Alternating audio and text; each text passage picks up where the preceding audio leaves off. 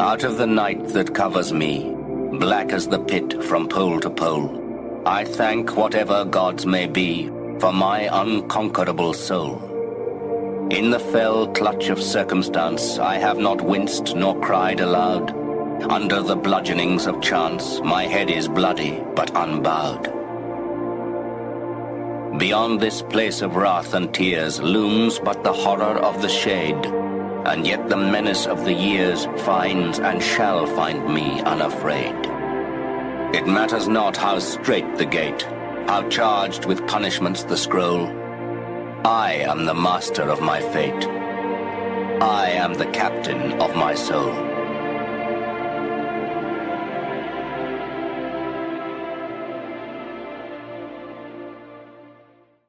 That education only gonna take you so far. I know a lot of people got degrees, man, they ain't even using it. It's your gift. But the only way for you to soar is you got to jump. You got to take that gift that's packed away on your back. You got to jump off that cliff and pull that cord. That gift opens up and provides the soar. Remember, everybody, to get the most out of your life, you got to focus on your gift and not your passion. Too many people focus on their passion and they ignore their gift. Your gift is this. It is the thing that you do the absolute best with the least amount of effort. That's what God gave you. Go do that. We all ask why we should work this hard. Why take that many classes? Why go to school that many years? You know, why take the notes? Why read the book? Your better future is a dream for yourself and for your family. Where do you want to go? What do you want to do? What do you want to be? What do you want to see? You've got to dream dreams. There's a Bible phrase that says, without dreams and visions, people perish. Why work that hard? Why put yourself through the push-ups and the disciplines? Why? Good question, why? Don't lose your dreams. Do some dreaming. That's long-range goals. You've got to have those. So that's number one. Here's the second part of goals, short range. Short-range goals. That's your goals for tomorrow, this week, this month, this year, the immediate future. We call these confidence builders. Best answer to why, I think, is the second question. Why not?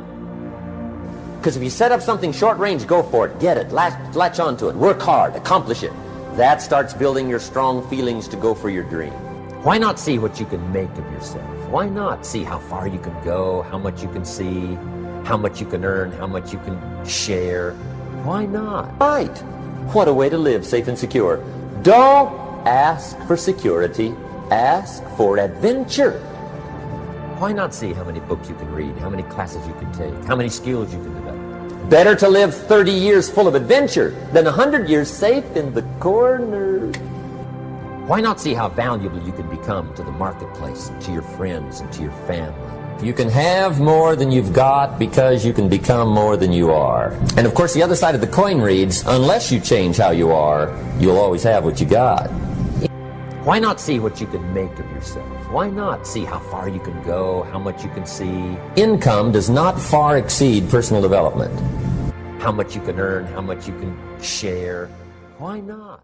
You can actually increase your productivity by 50% by simply starting and completing your most important task first thing every day. So if you can do those three things, start with a list, organize the list by priority, and then start on and complete your most important task, you can double and triple your productivity. Most people never pick up the phone and call. Most people never ask. And that's what separates sometimes the people that do things from the people that just dream about them. If you're afraid of failing, you won't get very far. So you can learn anything you need to learn to achieve any goal you can set for yourself. All success skills are learnable. All business skills are learnable. All money-making skills are learnable. Everyone who is good at them today was at one time terrible at them.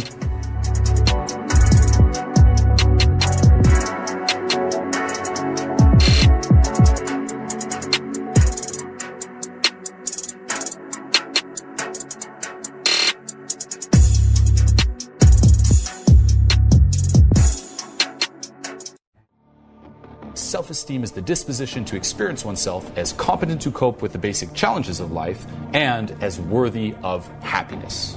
Our self-esteem creates a set of implicit expectations of what is possible and appropriate to us.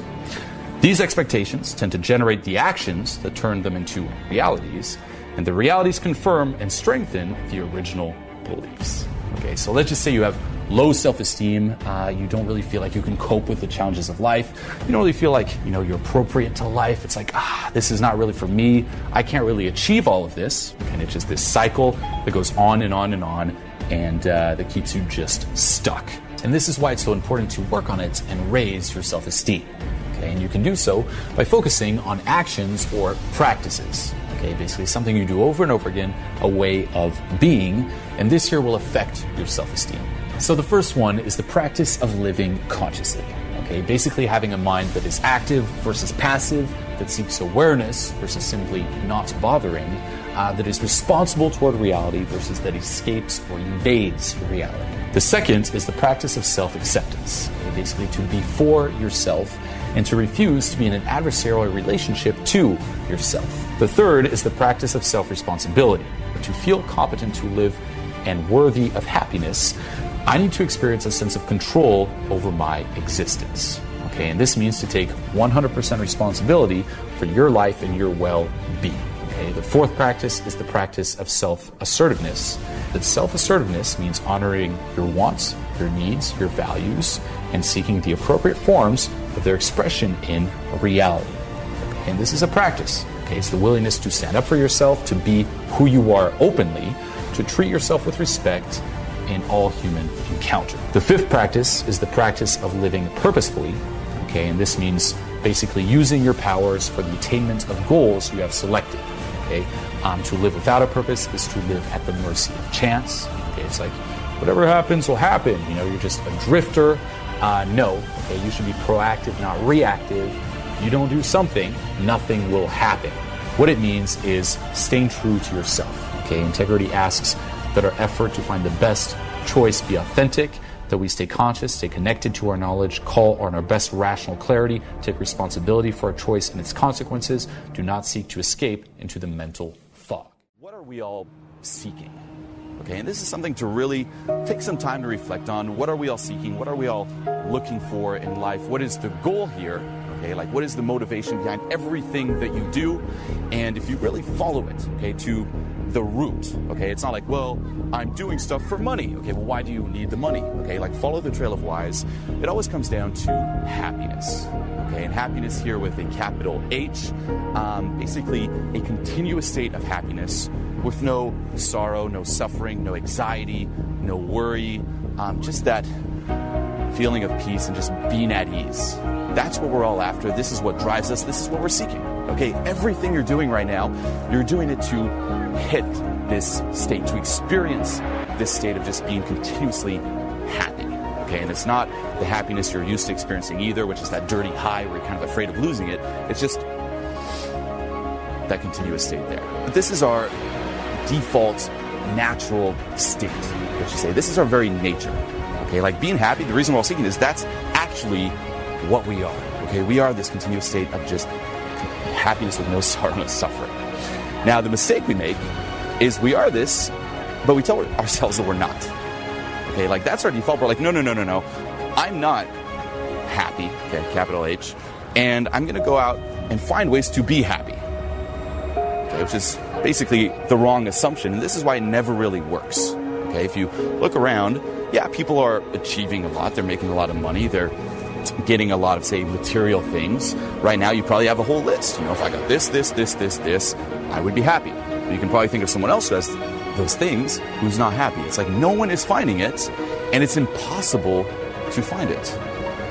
Okay, if you really think of it this way, that's our nature, is being happy. We tell ourselves we're not happy. We seek that happiness externally, but because it's based on that wrong assumption, it just never works. Being happy is not something you grow into, it's something that you already are. Okay, and you realize that, like you get there by realizing that you're already there. That's it. It's something you just kind of sink into. The more you can just let go of all these, again, external things, these limitations, these like you identifying yourself with anything else but that. You let go of all that, you let go of the thoughts, you let go of the emotions, and you reconnect and sink into that happiness with a capital H. right now is I want you to imagine you're standing on a cliff. You're standing literally on the edge. All you have to do is take one little step until you're moving yourself into the unknown. And the problem is that unknown is beyond our control, beyond our comfort zone, if you will, and we fear that. We try to avoid that. We want to stay here with our two little feet on the ground where it's known, right? I'm standing here and I know nothing's gonna happen, but the moment I move my feet just one step ahead, I'm in the unknown. I'm flying uncontrollably. I don't know what's gonna happen. Fear will always fucking be here. And to be honest, we always have a fucking base level fear. As human beings, we are born in fear. If you're sitting here saying, I'm not afraid, you're shitting yourself, okay? You're fucking lying. Everybody here is afraid. And quite frankly, the more successful you get, the more and the higher levels of fear you will experience. The first thing we're trying to do when we're in a moment of one step into the unknown is we're thinking. We're trying to think through the whole problem. We're trying to think the problem away. It was like, let me just think. Let me just think. And even when you stand on a cliff, before you jump, you're like, let me just think this through. Let me just think this through. But there's one thing you got to be aware of. Thinking is not going to get you down. Fear will never fucking go away. It will always be a part of everything. The basic gist, however, is it's about how you deal with that fear. It's not how you eliminate the fear.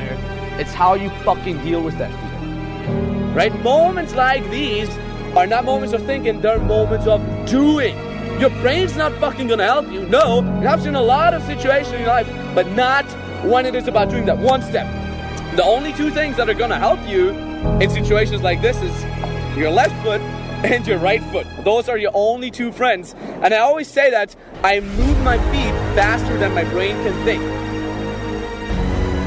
The way I interpret fear, that's what keeps me going. I don't say that's bad for me. I don't say, oh, a situation where I'm afraid is bad for me. No, I think that's good. In fact, I deliberately put myself into situations where I'm exposed to fear, where I'm exposed to potential fuck-ups, right? When I get in a situation and somebody would tell me, dude, there's a 90% chance you're gonna fuck it up, I'm like, bring it on, man, because it's a win-win situation. I either win, I either overcome that obstacle, or I get fucking stomped into the ground, but survive. But fucking survive. Bill Gates is not confident in making money because he made a lot of money. No, those motherfuckers are fucking confident because they lost. And they lost, and they lost, and they lost, and they lost, where everybody would have given up. Those motherfuckers went back up like, well, guess I gotta fucking do it again. Stop thinking and move your feet into the unknown. Fly down, survive, and tell yourself you survived. Even if you land on your ass, you're most probably gonna survive, and you're never gonna regret it. Just do it. What is a king in my mind? And these are just expressions. A king is a man who just outclasses other guys. Most other guys are just kind of trying to get through the day. They're trying to just amuse themselves with little random diversions to get the day done. A guy who's a king is on his purpose. He knows what he wants out of life. He knows what vibe he wants around him. He has a good sense of personal boundaries. He knows what he's doing here. It's a cut above. You're somebody who likes what he does for a living, and if you don't, you're taking steps towards getting to a point where you do. You're fun, you're happy, you smile, you enjoy the little things. You can stop and smell the fucking roses. You're not all stressed. It's really about the ecosystem that you build around yourself. You gotta build it, and it's not gonna build itself. These things do not build themselves. For me, life is about, again, like I said, building yourself up. And what it really comes down to in the end, you want to know what it actually is? Honestly, contribution is. Part of this journey is when you see an opportunity, take fucking action. You align your full self towards the goal. You want to be what's called promotion-oriented and think of what can go right, not prevention-oriented. Because people think that they want to move up, but only part of them wants to move up. The other part of them wants to stay stagnant, so you got to think about that.